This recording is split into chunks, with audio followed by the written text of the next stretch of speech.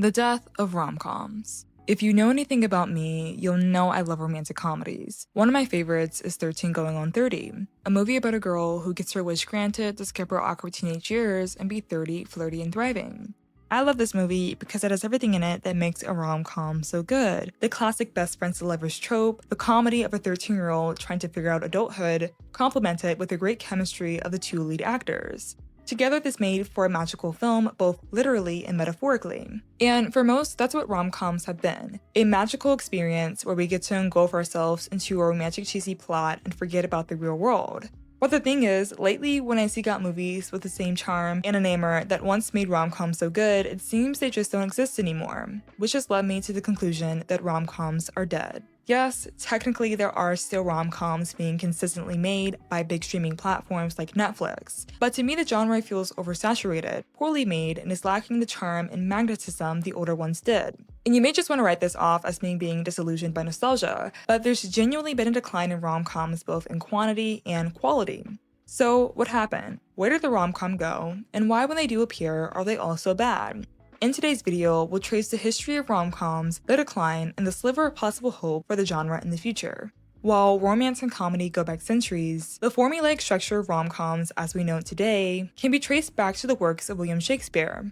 Heavily influenced by Greek mythology, he gave us plays like A Midsummer Night's Dream and Much Ado About Nothing that would be the basic template for early and modern romantic comedies across film, theater, and literature. Two people meet, have a conflict in their way, and reunite to live happily ever after. You can see this formula in the 1924 movie Girl Shy, which is considered to be the first rom-com film, and later in the 1934 screwball rom-com It Happened One Night. This movie is also credited with originating and establishing many of the tropes used in the romantic comedy genre, especially in the 80s where we would see an influx of rom-coms, such as 16 Candles, Dirty Dancing, and the film When Harry Met Sally, which would be the template for the rom-com golden age in the 90s. That would bring us classics like 10 Things I Hate About You, and Pretty Woman, which became one of the highest grossing romantic comedies of all time. Fast forwarding to the early 2000s, we would get even more iconic rom-coms, like How to Lose a Guy in 10 Days, The Princess Diaries, and The Proposal, which grossed $317 million worldwide at the box office. By this point, it seemed like rom-coms were at the top of their game. They had big budgets, major stars, and consistent box office successes. But by the 2010s, this momentum began to stall. After years of consistently bringing in high profit at the box office, the genre would dramatically collapse, going from accounting for 4 to 10% of the total money spent at the box office each year to just 0.7 in 2016, a near disappearance from mainstream film. So what exactly happened to make the rom-com disappear? Well, the decline of rom-coms can't be pinpointed to a single issue as a myriad of issues contributed towards the downfall. But for starters, the Marvel Cinematic Universe kind of killed off the rom-com. Since the 2008 release of Iron Man, the Marvel Cinematic Universe, or the MCU, alongside other high-budget movie franchises like Star Wars, has had an absolute chokehold on the box office, leaving little to no room for other genres like rom-coms to get their time to shine in theaters. Part of the reason rom-coms are struggling to compete with these massive franchises is because they rely heavily on DVD sales, unlike their superhero counterparts. Rom-coms, even if not smash box office hits, could usually make up for its financial shortcomings in DVD sales. Let's say you love the film When Harry Met Sally in a world before streaming. You may buy that movie not only once, but twice, once at theaters and a second time for home viewing. This made physical media a cash cow for movie studios to gain extra profit from, with DVD sales and Blu-rays alone making $16 billion in sales in 2005.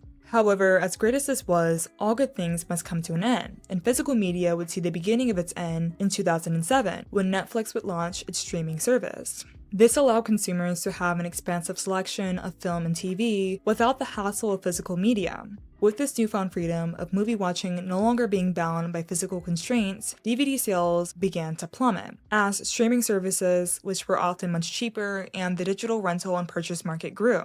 Matt Damon, an actor most notably known for his work in Good Will Hunting, explains the effects streaming had on mid-budget films like rom-coms in a 2021 episode of First We Feast. What happened was the DVD was a huge part of our business and our revenue stream, and technology has made that obsolete. The movies that we used to make, you could afford to not make all your money when it played in the theater, because you knew you had the DVD coming behind the release. 6 months later, you get another chunk. It would be like reopening the movie. When that went away, that changed the type of movies that we could make. He would go on to explain that love stories in Hollywood became a huge gamble when DVD sales were taken away and sole profit came from the box office. As noted by pop culture writer Megan Dillon, this is why superhero movies, movies with existing IPs like Barbie, reboots and remakes are so common nowadays. They already have a built-in audience. It's easy for studios like Disney to make live-action remakes of beloved classics because they feel guaranteed to make a profit, while a new story idea with new characters is risky. Money is the main motivator in most movie making, and sadly, Harry and Sally don't bring in as much profit compared to Luke and Leia. However, this would not be the ultimate fall of rom-coms, as they would come to find a new home on streaming platforms. Movies and even TV shows like Bridgerton and To the All the Boys I Loved Before series saw significant success on Netflix, with each installment of the movie series going on to become the #1 trending movie on the site. And although these couple of gens were major wins for rom-com fans, Netflix's attempts to keep the genre alive may have not been for the best. While it offered a lifeline to the rom-com genre, Netflix's subscription-driven based business model created a new set of problems related to quality. Netflix's goal is not to create a timeless classic, but rather a new piece of content that keeps subscribers on the platform paying for a few extra weeks. This has led to a flood of predictable, algorithm-friendly rom-coms that often feel generic and unpolished, with little to no attention paid to compelling writing, characters, and chemistry between the leads. And although we still get rom-coms through streaming, it's clear Netflix's incentive is not focused on producing or polishing the high-quality rom-coms we're used to. The decline of rom-coms wasn't just tied to box office sales and Netflix movies. Cultural perception played a role too.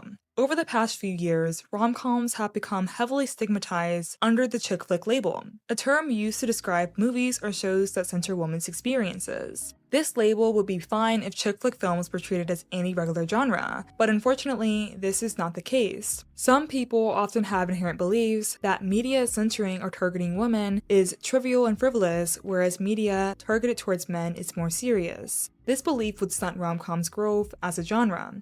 Kimber Myers, a critic for the Los Angeles Times, notes, sexism has absolutely played a role in studios shying away from rom-coms, affecting each point in the film's life cycle, beginning with it being greenlit in the first place, to the budget it's given, followed by the marketing spent. This negative perception of rom-coms did not stop at film studios. It also found its way to actors, specifically to rom-com queen Sandra Bullock. She expressed to the Wall Street Journal that she deliberately left the genre for more than a decade when she realized rom-coms were no longer a respected genre. I started noticing that anytime someone was talking about that type of film, when they would say the word chick flick, there was an ugly look on their face. And I took offense because I was a chick. All of a sudden, rom-coms was in air quotes with that ugly stink face. Bullock's frustration with the genre didn't stop at the chick flick label either. She was also fed up with the writing in rom-coms that kept worsening over the years. In a 2009 interview with Glamour UK, Sandra Bullock admits she initially rejected her lead role in The Proposal because she was quote-unquote done with romantic comedies.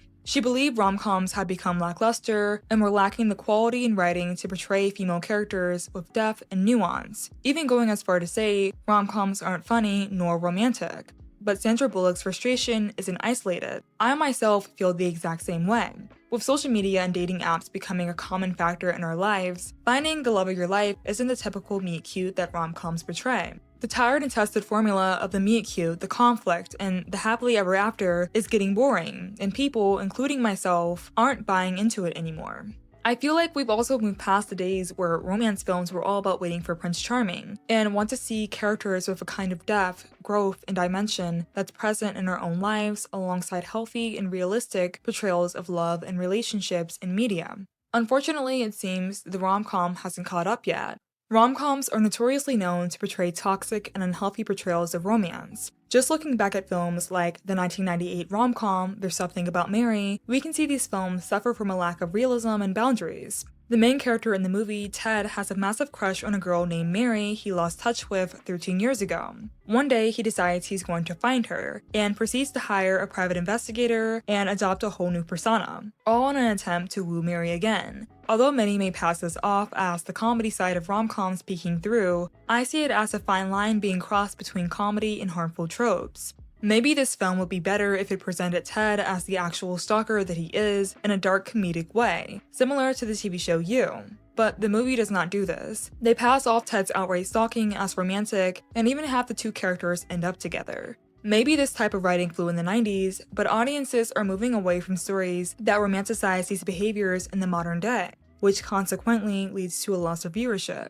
Beyond toxic tropes, rom-coms also suffer from another major flaw, a lack of diversity. Everyone falls in love, so it gets frustrating when most big rom-coms being made don't represent that. This is why when the 2018 rom-com Crazy Rich Asians was released, it saw record-breaking numbers in the box office, making over $238.5 million in its theatrical run. It was the first time we saw a fully diverse cast of Asian actors that led the movie into stardom and worked into launching the careers of many actors who worked on the film. And studios have recognized this shift. We've seen attempts to transform the traditional rom-com to gain the appeal Crazy Rich Asians did and to cater to younger audiences, but oftentimes these projects end up falling flat on their faces. What usually happens is writers include too many random pop culture references or trendy lingo in an attempt to appeal to younger audiences, but oftentimes it lands in cringe-worthy territory, rather than being relatable. What writers may not realize is that trying to appeal to a younger demographic by using trends and popular culture sometimes makes them look like they're trying too hard, especially because in actuality, they usually have no idea about how younger generations act or speak. A highly specific and weird example of this comes from the 2021 Netflix remake of He's All That. Paget, the influencer protagonist, has a minor social media breakdown after her boyfriend cheats on her on livestream. In the midst of public humiliation, she cries with a visible snot bubble on her face, which earns her the nickname Bubble Girl and causes her to lose followers. This scene highlights just how weird writing can get when trying to pander to younger generations. The film's obsessive nature with including social media almost makes a mockery of its audience instead of representing it. The film's portrayal of influencers is shallow and one-dimensional, and reduces Paget to a caricature obsessed with likes and follows, rather than exploring the complexities of being a young person whose whole life is online. The social media elements feel like they're used for superficial gags and plot points, making the characters feel like puppets rather than genuine people with inner lives. In line with this, rom-coms have also been focused on celebrity appeal and social media drama than actual filmmaking and casting. The film Anyone But You, a modern remake of Shakespeare's Much Ado About Nothing, is a great example of this. The most talked about thing surrounding the movie was not romance, writing, or chemistry, but rather only speculation that the two starring actors were in an affair together. It would later come out that the lead actress and executive producer, Sydney Sweeney, was actually the mastermind behind the fake PR stunt, and used the scandal as a marketing strategy. And her marketing strategy would pay off. When the film came out, people bought tickets, and the movie was a massive success profit-wise. But quality-wise, not so much. Powell and Sweeney could barely pull off any convincing chemistry, and to critics the writing was a far cry from the kind of storytelling that's been done flawlessly in older rom-coms. One Redditor online writes, "The writing was so bad, the storyline was weak and felt like it was written by someone who had never read a romantic book or at least watched a romantic movie. The acting was even worse. It felt like they threw a high budget on pretty people and told them to make a movie." While others point out, a rom-com can be predictable, cheesy, and stupid, but you at least need decent actors and chemistry. Unfortunately, this movie didn't have that. And I think this points back to the stigma rom-coms carry under the chick flick label. Similar to children's films, rom-coms are often treated as disposable. Oftentimes, people hold the mindset that because it's a rom-com, it can be bad. This sets the bar lower for filmmakers. This devaluation and dismissal contributes to the perception that less creative effort is required for these films, leading to them producing subpar work that they think audiences will consume anyway. And maybe they're right. After all, Anyone But You was a box office hit. but creatively for the genre, focusing too much on casting popular actors while creating fake PR stunts to provide the audience with eye candy and gossip rather than prioritizing a connection between the two leads and a good story is the most detrimental choice a rom-com could make for the entire genre. We don't have so many rom-coms that reach success anymore, so when they do, they set a precedent for the quality that is expected to follow. The beauty of classic rom-coms that studios are doing a shallow attempt to replicate is in their simplicity. Films like When Harry Met Sally don't try too hard. They let the story breathe, allowing the characters and relationships to evolve naturally.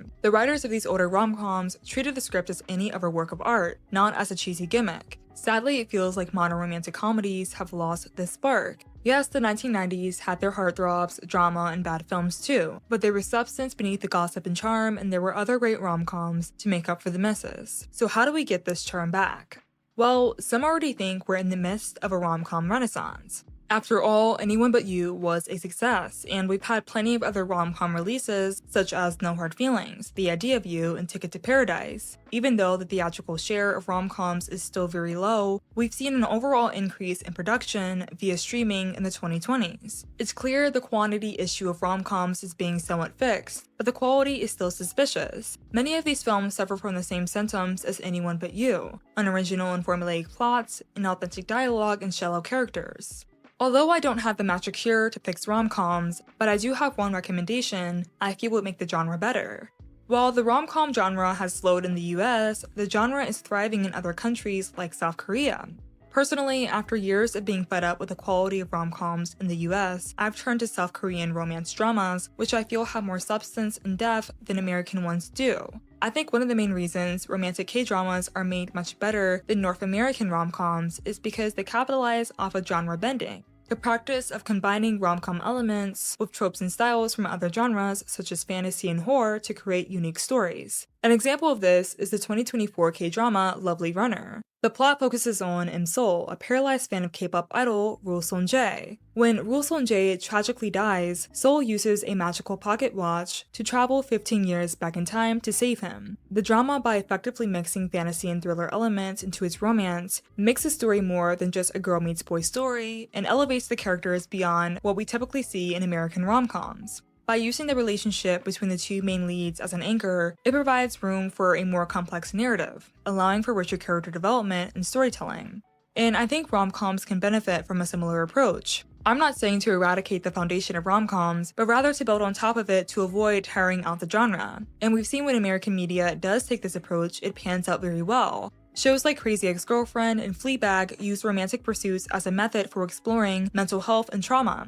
This approach allows characters to grow and evolve through their personal journeys and other relationships, not just the romantic ones, which overall leads to more nuanced and well-written characters. Both of these shows going on to win Emmy Awards show that people want these types of stories. So, what do you think the future rom-coms will be? Maybe we will get a wave of rom-coms similar to the ones that existed in the 90s, or get rom-coms that will transform the genre into something new. Whatever the future may be, I'll still be watching 13 Going on 30 until I'm 30, flirty, and thriving. Thank you for watching this video. If you enjoyed it, please feel free to support this channel by liking or subscribing.